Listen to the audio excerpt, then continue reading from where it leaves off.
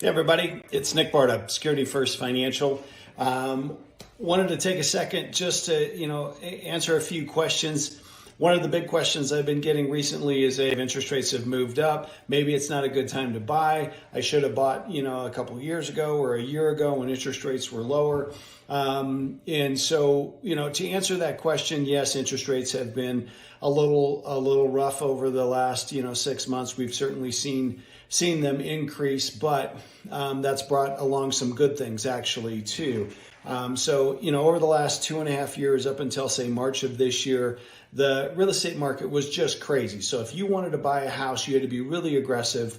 You didn't really get to negotiate at all. You had to go in, and most of the time you were paying between $25,000 and $50,000 over your asking price, and that was just what you had to do. A lot of times there were appraisal gaps, and you would never get seller concessions. They would never pay any of your closing costs in that market.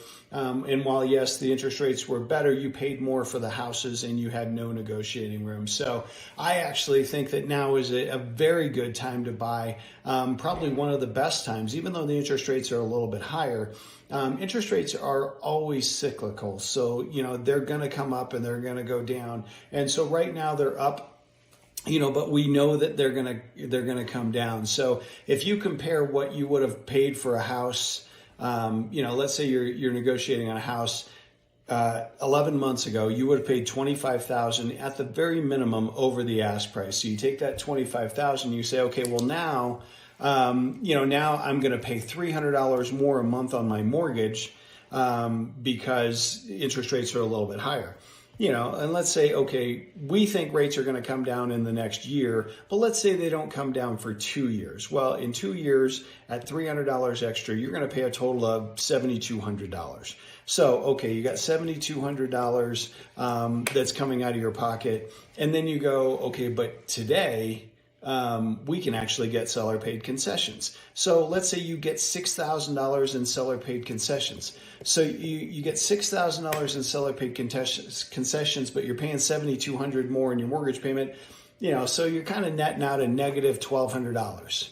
Well, that negative $1,200 is a lot better than the negative $25,000 that you would have paid last year, at this time when you were buying a house. So, when everybody's asking me, oh, did I miss the boat? You absolutely didn't miss the boat. Yes, will you pay a little bit more for your mortgage?